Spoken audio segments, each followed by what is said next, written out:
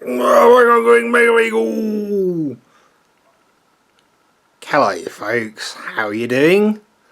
Right, okay, so you know, in between hole digging and the associated equipment, I've been trying to sort out a foundry for quite a while now, toying around with kerosene. Now my kerosene supplies have sort of dried up a little bit, so moving towards waste oil. Wanted something I can use in the shed and something big that I can do large castings with. So to cut along, we're basically going to build 2 foundries today. Yeah. Why are you doing them both at once? Well, okay. My mate, we'll have to call him Dangerous Dave because he works in quite a small industry, and I haven't actually asked him if it's all right to be, you know, chatting about all the cool shit he's very kindly given us. One of the things he has got for me is some moldable refractory. It's called Proram. Yeah, rammable refractory. Yeah, so like, you don't cast it; you got to beat it into shape. He also gave me a air powered, a big sort of pummeling thing to knead it into shape. I haven't got a clue what I'm doing with it. I'll show you. Look. So that is 25 kilos of Proram. Yeah, he's actually given me 2 of these boxes, and you know, it's got a 6-month shelf life. I've had it probably the wrong side of 3 months already. I don't know if it was brand new when he got it, so I'm a little bit worried about leaving it in a container over summer and having it heat up and cool down, you know, hundreds of times. The other one's actually a little bit better sealed than this one. Well, I want to use it now. I want to get this job done. Which is why we're doing 2 foundries, a little one and a large one. He also got me some ceramic wool insulation, so you know, I'm all set. We can just do this nice and quick, figure out what's going on with this mouldable stuff, and if I completely mess it up, there's another box of it as well. Small foundry is going to take I think it's a £6 crucible, I think.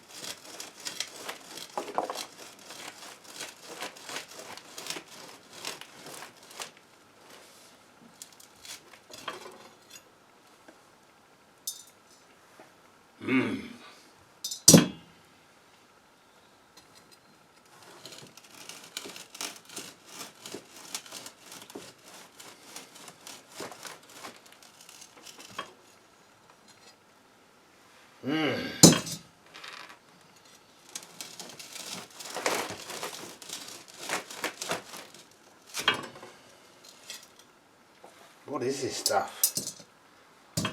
God. A little bit concerned it's already gone off, but apparently it does take quite a lot of effort to work with it, you know, so is it meant to be like that? I can just about break the corner off there. Oh yeah, nah, this is going to be alright. What's in it though? I mean, always bentonite clay is what a lot of people use in their homemade refractories, and it looks like it's got some sort of a perlite or something. So it's, I mean, if it was bentonite and perlite, it'd be pretty close to what I've made in the past. Who knows though? Who knows? Maybe it's some super special space age stuff. It's interesting, isn't it? Hey? All interesting stuff. I feel like an axe might be the thing to use, as silly as it sounds. Yeah. Oh yeah, that's the way to do it, lads. You're a nice big machete, and perhaps not dropping it on all the steel dust on the bench would be good.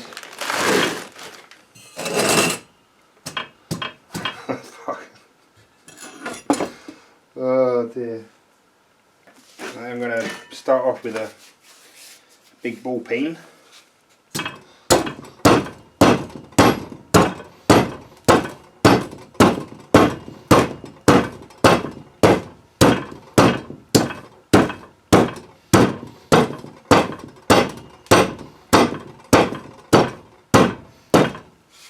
Yeah, I can see this working. I can see this working, I think. I don't know.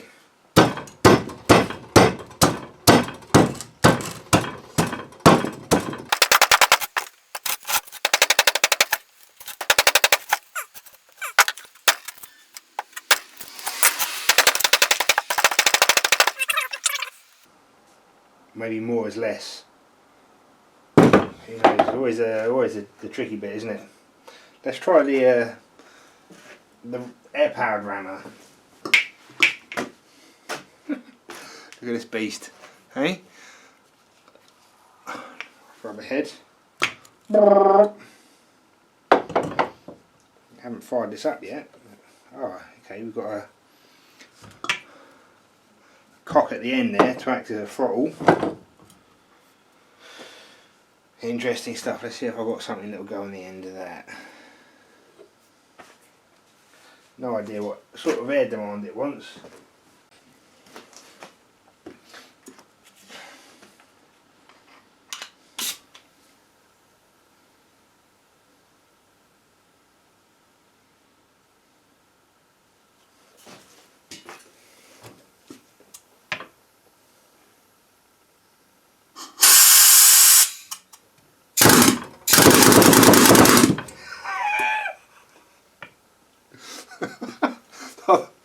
I've not used one of these before.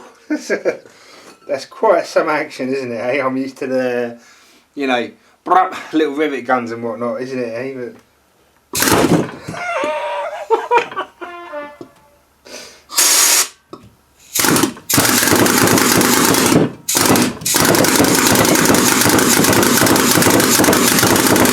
yes, lads.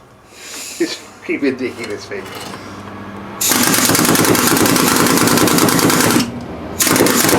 Whoa!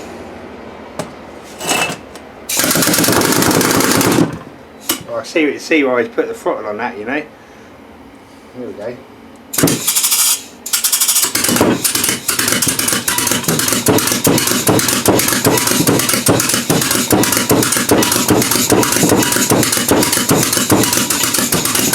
Quite a nice leisurely pace. This is pretty cool actually. Pretty cool.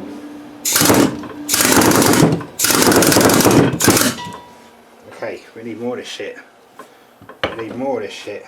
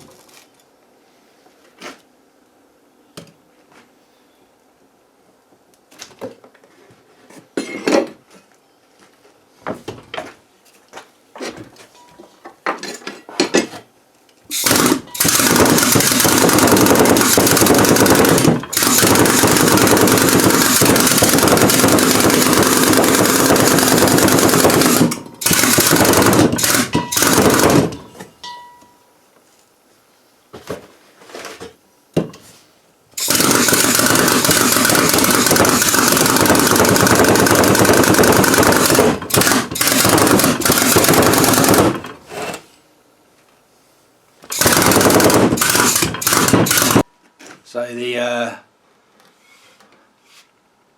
can't get around the edges with the rammer because it just splits. You know, it squeezes it up and it splits and pops out all over the place. But done the bottom with the rammer, fucking ridiculous tool.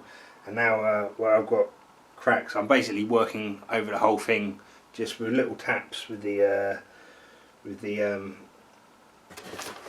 ball peen.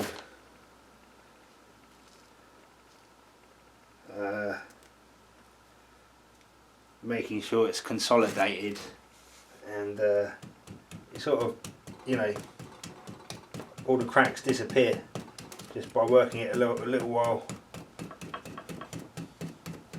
So we should end up with a nice solid layer. But I've got to figure out how we're going to make a little pedestal in the middle for the crucible to sit on, because I don't want the crucible right on the bottom.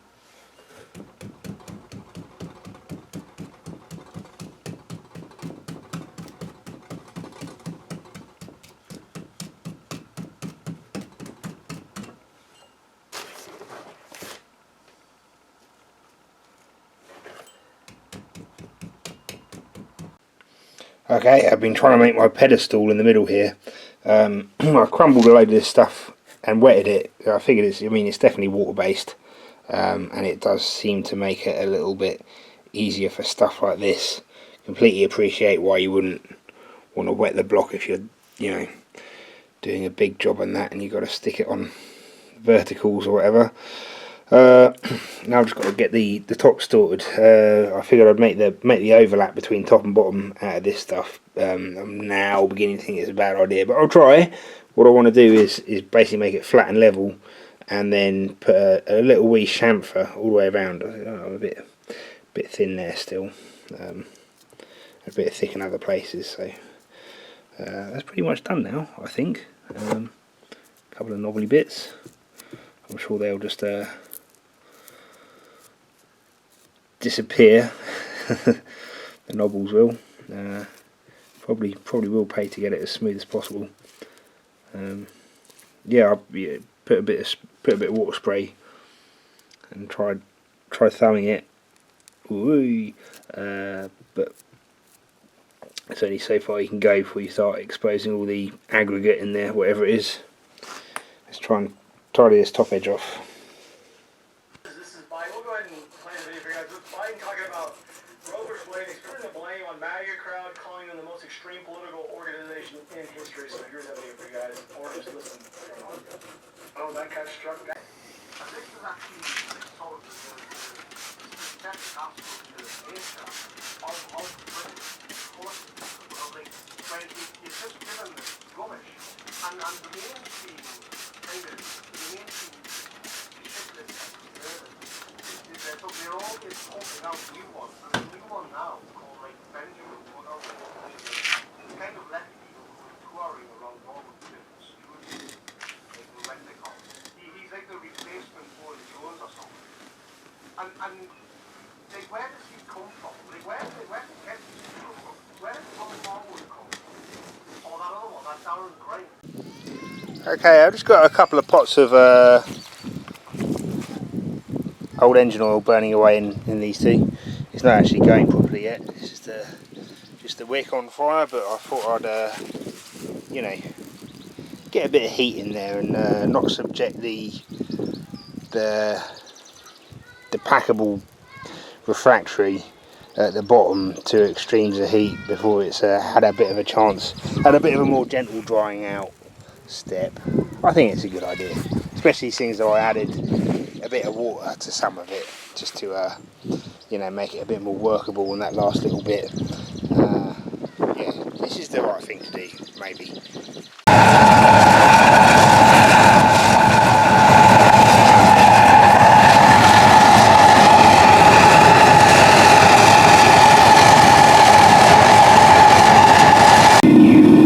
Okay, I just spent 10 minutes making up a bodgy little gas burner. Look, there's my gas bottle. It's exactly the same as the what the Foundry is made out of. Just cooking it off a bit. I've got some oil in there when I shut this one down. And I want to be a little bit more gentle with this refractory, so I'm just going to get a bit of heat in it and then switch it off for a while. Okay.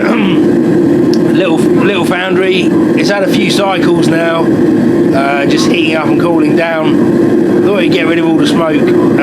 It's obviously not, or maybe that's coming off the metal in there. We've only got a bit of alley in here. I just want to go steady on this one. Do we know how much Johnny Depp King is going to ask in damages? 50 million. She even sold it? I mean, does she have $50 million to collect? No, but there is such a thing as involuntary bankruptcy, and they can give me a call to help run that one. And then Amber has countersued for $100 million. Well, regardless of how this case shakes out, I think from a press point of view, this has been wildly successful for Johnny Depp and his team. The articles that some people in Hollywood are offering him roles or want to offer him roles and all that kind of stuff. So.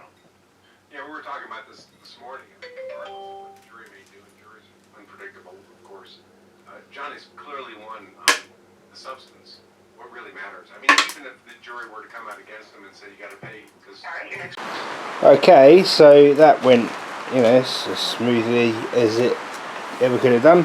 The only thing is that I've realised, obviously, you know, my intention with this little one was to have some sort of dual fuel foundry that I could use with waste oil outside when it's nice and sunny, or in the shed with a gas bottle when it's windy and rainy. You know, it is windy and rainy right now, so we're in the shed. But what? Yeah, I baked this bit at the bottom with oil initially. I think I showed you that. Hopefully I got that on video. And what? I don't know. This is a lot of residue off that stuff. I don't know. It must have gotten there when I was shutting it down, or maybe I didn't get the whole thing as hot as the other one. It started off a bit greyer. It's still a little bit grey actually, which is a little bit weird. Hasn't gone white like the other one. I put the whiteness down to the deposits from the oil, to be honest. But you know, either way, it smokes an awful lot, and it's still got flame there. That's the oil that's, you know, whipped up through the refractory. Got some nice little ingots. Didn't actually need to. Oh, cat! This isn't the place for you to be, is it? Come on, you've got more sense than that, haven't you? Yeah, top's okay. It's a lot thinner. I only really had this on part throttle, and that's had a few extra days to dry out. I'm currently relining this one. The come on, get out of it. The cement stuff I put on before, I ended up just pulling that off, and I'm going to apply a much heavier coat of it, and then leave it for a week or something. Yeah, so I'm probably going to call it a day on this video, just so I can put this one away and get rid of the gas bottle until I need it, and just take my time with that. And I'll be back though with this one operational, and you know, I've got a couple of other things I want to try with the little burners. I reckon, yeah, we've got this I threw together in 5 minutes, yeah, 10 minutes, whatever. Didn't take me long. Gas burners are easy, yeah. What I want to know is if I set up one of those nozzles in the same fashion as this, you know, obviously it's got compressed air blowing the fuel out. Can I pull enough air in with a Venturi effect that I don't need a blower even? Wouldn't that be magical, eh? So there's going to be a lot of messing around with them Delavin nozzles, because and it's kind of what I try to do with my workshop heater at in winter time. No, there's a remnants of the other burner. That one worked. I've got it here actually. This is my first oil burner. The first oil burner I built was the most successful one, and but I don't like the fact that I've got to use pressurised fuel, and I don't even have to use pressurised fuel. I could just have it gravity feed. I don't know. I'm just trying to make it as user friendly, small and compact as possible. Yeah, and I think them Delavin nozzles are the way to go. Cat, Jesus, come on, this. She's a very clever cat. Normally gets out of the way of that when I'm doing silly things, but I think she wants some food, didn't she? So you know, right, I better go and feed her. Anyway, I'll see you all later, folks. Yeah, tune in next time for the adventures of ceramic wool melting foundry business. All right, okay.